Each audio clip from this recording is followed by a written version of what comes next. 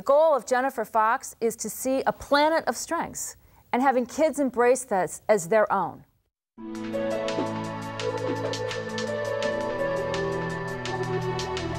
There are three different types of strengths. Activity strengths. Those are the things you do that energize you. They're verbs. There are relationship strengths. Those are the things you do with and for each other that make you feel good and proud about your interactions. The idea being that you can't be everything to everyone. So if you can choose those some things that you can do consistently to numbers of people, those become your relationship strengths, and you can count on those. And thirdly, there are learning strengths. These are the optimal ways we learn. Everyone learns in a different way. And despite the fact that schools only teach one way and privilege one way of learning, we all learn in a variety of different ways. And the more you understand about the way you learn, the better and the more you're going to be able to learn. One of the things that happens in schools is that teaching is a strength and learning is a different strength. And what we've done is we've crossed those wires. We think that just because someone can learn something, they can teach it. But they're two totally different strength areas. So what happens in schools often is that teachers teach the way they learn. Well, the way they learn isn't necessarily the way everybody else learns. So what's happened is we have this paradigm of teaching and learning that is all premised on the successful kid within that subject area's learning style. Smart kids do poorly in school every day. They do so because they're unable to find the way that they learn, what their learning strengths are, within a classroom that doesn't privilege anything but the way the teacher learns.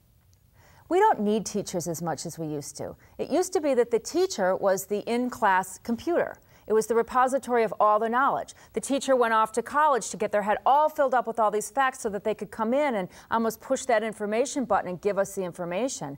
We don't need that anymore. So what teachers need to become now are facilitators, coaches of kids, because they can get the information somewhere else, a lot more than the teacher could possibly ever learn from any course of study. So the purpose of the teacher needs to switch. Therefore, if the purpose of the teacher is switching to a coach and a guide and a facilitator, the role of the parent needs to switch as well. They also need to know how to facilitate a child's learning. One of the ways that they can do that is to try to help the child figure out what their strengths are, because ultimately that's the direction that kids will go in. Kids are so drawn to their areas of strength that if they aren't put into good positive use, they will take their strengths and use them in negative places. It happens all the time. You know, kids who get into trouble in crime or at-risk kids, those kids are often leaders, excellent problem solvers. They're kids whose strengths haven't gone to the full realization in the area that will provide the biggest benefit. The question that we need to ask about schools is, what can be done at school that can't be done anywhere else? And that's a question that's new. It used to be that we had to go to the school for the knowledge, but since we don't anymore, it begs a really new question. I think that one of the places that schools really are going to shine in the future is where they can pick up on this notion of relationship strengths. Because kids do not learn how to communicate, how to empathize, how to share over the internet like they do in person. Relationships are always going to matter, authentic relationships. So as schools can start to think of a new curriculum, if we can ask new questions about what kids need to have there that they can't get somewhere else, one of the things that's going to come up is the development of relationship strengths. There's two reasons why corporate America should buy into the strengths movement. First of all, business are the end users of our education system. Kids graduate and they go off to work. If they're going to work in your company, in your community, you definitely have a stake in what they're bringing to your business. A second reason for corporate buy-in to the strengths movement is that when they have an alliance with schools, a true alliance, not a paternalistic relationship, but when they have a partnership, there can be an equal benefit to the kids as well as to the corporation. It's a very powerful symbiotic relationship that the strengths movement can provide, and that in turn will strengthen our communities.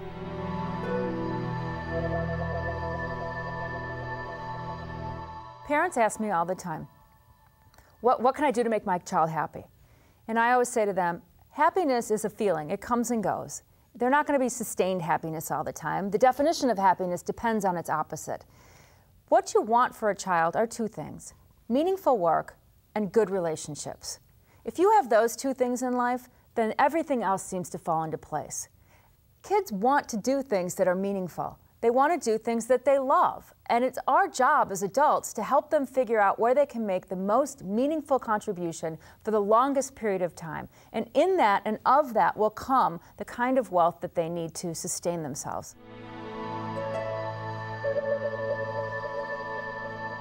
When you understand your strengths, you feel good about yourself. Nobody can take that away from you. Things can get down, but if you know deep inside you that you have something worthwhile and something to offer and that you have something strong to stand on, then no one can take away that center from you.